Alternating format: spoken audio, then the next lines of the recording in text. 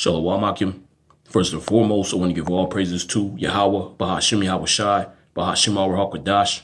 Double honors to the elders and apostles at Great Millstone. Shalom to the sincere brethren out there pushing this word, and to you sincere listeners. So I want to go into a quick lesson, and we're just going to jump straight into it. This is Matthew 24:3. It says, "And as he sat upon the Mount of Olives, the disciples came unto him privately, saying, Tell us, when shall these things be? And what shall be the sign of thy coming and of the end of the world?" All right. Now, when it's speaking about the end of the world here, it's not talking about, a time where the earth is going to be destroyed, or everything down here is going to cease to exist. It's talking about the end of an age, the end of a certain rulership down here upon the earth. And let's just get this real quick. This is 2 Ezra 6:7.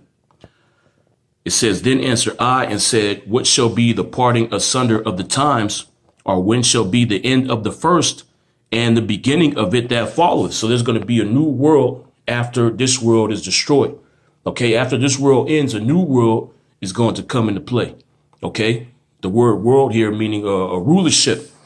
All right, it says, "And he said unto me, From Abraham unto Isaac, when Jacob and Esau were born of him, Jacob's hand held first the heel of Esau," which that was symbolic that Jacob would bring down Esau. And this is getting ready to play out, man. You have Esau Edom. He's in the power seat right now, and he's going to be brought down by the hand of Jacob, so-called Negroes, Latinos, and Native Americans, the Israelites. Verse 9, it says, "For Esau is the end of the world." Okay, meaning what? When Esau's in rulership, that's when this world is going to end, this wicked world that has been set up, It says, "For Esau is the end of the world, and Jacob is the beginning of it that follows." So the end of the world that the disciples were inquiring about is the end of this age, the end of this wicked society, man. The end of wickedness having its reign down here upon the earth. Okay, so what does it say in 2 Peter, the 3rd chapter? "We look for a new heavens and a new earth wherein dwelleth righteousness." Okay, so when is this time period going to end where wickedness pretty much has free reign? Back in Matthew 24:4, it says, "And Yahushua answered and said unto them, Take heed that no man deceive you. For many shall come in my name, saying, I am anointed, and shall deceive many." And you got a lot of false prophets out here, man, telling you that they had the counsel of Yahweh Shem Yahushua. All right. But when you match their words up with the words that's in the scriptures, the commandments that they're telling you, the things they're telling you to do with the scriptures, they're completely off, man. Okay, so we're not supposed to be deceived by these individuals. They don't have the proper doctrine of Yahweh Shem Yahushua. Verse 6, it says, "And ye shall hear of wars and rumors of wars. See that ye be not troubled, for all these things must come to pass, but the end is not yet." And that's what we see going on throughout the four corners of the earth. Wars and rumors of wars, man. All right. China's getting ready to go to war with the United States. Iran's getting ready to go to war with Israel. Even though we're hearing these things, the end is not yet, man. It says, "For nation shall rise against nation, and kingdom against kingdom, and there shall be famines and pestilences and earthquakes in diverse places." And this is getting ready to happen. Okay, the famines, man. We pretty much in the beginning stages of this right now. As I'm speaking, you currently have people starving to death, man. People in first world countries are starving. Don't have money to put food on the table, man. Missing out on the food banks that give out food, So it's bad out here, man. It says, "For nation shall rise against nation, and kingdom against kingdom, and there shall be famines and pestilences, diseases, and earthquakes in diverse places." And the earthquakes are at an all-time high, man. Okay. And when you go into this, earthquakes in diverse places, it means that the intensity of the earthquakes is going to increase. Okay, there's going to be multiple earthquakes, and also the intensity of these earthquakes is going to increase, man. And you've been seeing that happening. Okay, the magnitude of these earthquakes has been happening is steadily getting stronger and stronger, man. 9.0s, 8.0s. Okay. Verse 8, it says, "All these are the beginning of sorrow." So this is just the beginning. Okay, things are going to get much worse out here, man. It says, "All these are the beginning of sorrows. Then shall they deliver you up to be afflicted, and shall kill you, and ye shall be hated of all nations for my name's sake. And that happened in the past, and it's going to happen again. Okay, Esau, Edom's going to round up certain individuals. You know, Revelation 2:10, man, fear none of those things which thou shalt suffer. Behold, the devil shall cast some of you into prison, that ye may be tried. Okay. Be thou faithful unto death, and you know Yahushua is going to give you a crown of life, man. Okay, so we're going to be tested in this time. We're getting ready to enter into the hour of temptation, man. It says, then shall they deliver you up to be afflicted, and shall kill you, and ye shall be hated of all nations for my name's sake. And then shall many be offended, and shall betray one another, and shall hate one another. And you actually going to have individuals that's going to turn on certain brothers, man. You know, certain individuals that you thought maybe was solid in this thing. You know, the hour of temptation is going to cause them to turn their backs on Yahweh Hashem Yahushai, man. Verse 11, it says, and many false prophets shall rise and shall deceive many. And because iniquity shall abound, the love of many shall wax cold. And that's happening out here already, man. Okay, everybody's in this, you know, dog eat dog mentality. You know, survival of the fittest, man. I'll come first. You know, these people ain't trying to help each other out here, man. Okay. It says, and because iniquity shall abound, the love of many shall wax cold. So that whole, you know, you know, help your neighbor out mentality, you know, that leave it to beaver mentality where you all nice with your neighbors, that's out the window, man. Okay. Now you got to worry if your neighbor got the Rona, man. You know. It says, but he that shall endure unto the end, the same shall be saved. And this gospel of the kingdom shall be preached in all the world for a witness unto all nations, and then shall the end come. And this has happened already. Okay, this gospel, this word has went out throughout the four corners of the earth. So what's happening now? Yahweh Hashem Yahushai is bringing those final judgments. Okay, and he's bringing those final prophecies to pass. Okay, and the end all be it all of this is the destruction of Babylon the Great, aka America, the destruction of the land of Israel, and the establishing of the nation of Israel in the kingdom of heaven, man. Verse 15, it says, when ye therefore shall see the abomination of desolation spoken of by Daniel the prophet stand in the holy place, whoso readeth, let him have understanding. Then let them which be in Judea flee into the mountains, which this was talking about, you know, 70 AD. Okay, the abomination that maketh desolate is talking about the Romans, man. All right. It says, let him which is on the housetop not come down to take anything out of his house, neither let him which is in the field return back to take his clothes.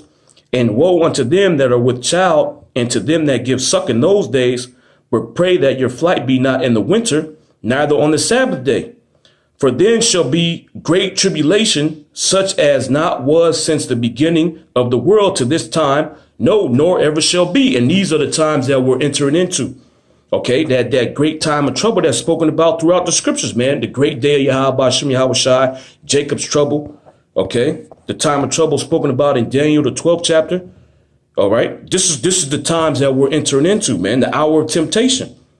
This is Daniel 12:1. It says, and at that time shall Michael stand up, the great prince which standeth for the children of thy people, and there shall be a time of trouble, such as never was since there was a nation, even to that same time.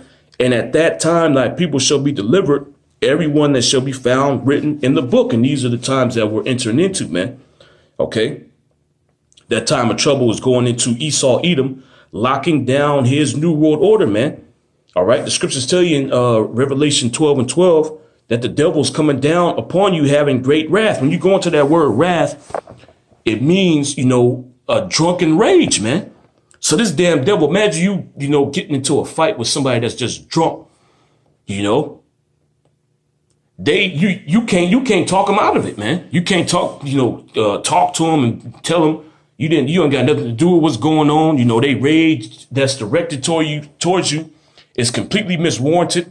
They gonna focus in on you, man. Okay, and that's the mindset that this devil has. That's the kind of wrath that he's gonna come down with, man. He ain't gonna talk to you. Okay, he ain't gonna negotiate with you. He's gonna put you to death, man.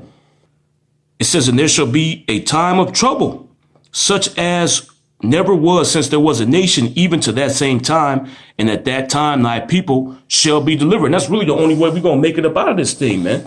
through divine intervention. Okay. If we don't have the help from Yahweh Shem Yahweh Shai, we're going to be through out here, man. Okay. Imagine, you come across a mighty man, let's say, Mike Tyson, in his prime is in a drunken rage, man. And he's focused on you and his whole, thought. The only thought that's running through his mind is to put you to death, man. You try to run from him. He keep chasing you, then eventually he catch you. If you don't have help, you're going to die, man. Okay.